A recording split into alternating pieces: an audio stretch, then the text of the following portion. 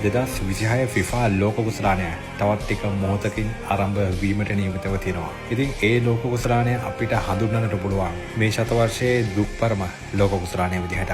මොකද පාපන්දු ක්‍රීඩාව ඇතුළේ අපි දැක්කා ලෙජෙන්ඩරිම චරිත රැසක් මේ ලෝක කුසලාන තරඟාවලියෙන් පස්සේ නැවතත් අපිට ලෝක කුසලානයක් ඇතුළේ දැක ගන්නට ලැබෙන එකක් නැහැ.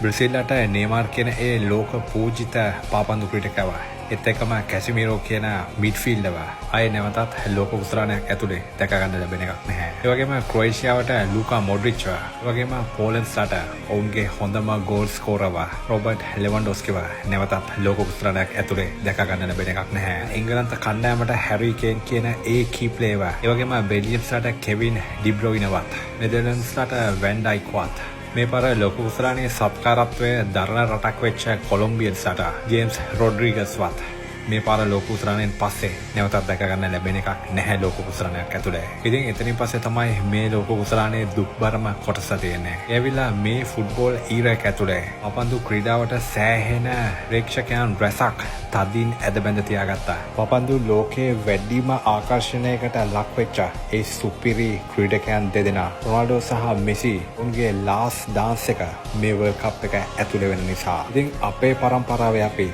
තනිකරම වයසට ගියේ ඒ ලස්සන මතක ක්‍රීඩාව ඇතුළේ හදාගත්තේ මේ වගේ මිනිස්සු එක්ක. ඉතින් මේ ලෝක කුසලානයෙන් පස්සේ ලෝක පාපන්දු ක්‍රීඩාවේ ශ්‍රේෂ්ඨ යුගයක් ශ්‍රේෂ්ඨ ක්‍රීඩකයන් රැසක් බොහෝ විට නැවත අපිට ලෝක කුසලානයක් ඇතුළේදී අපිට දැක ගන්න ලැබෙන එකක් නම් නැහැ. මෙතෙන්ට එන්න ඕනේ මට මගහැරුණු ක්‍රීඩකයෝ ගොඩක් ඉන්නවා ඇති. ඉතින් එයාලා ඔයාලගේ මතකයට આવොත් කමෙන්ට් කරගෙන යන්න. එයාලගේ නම යටින්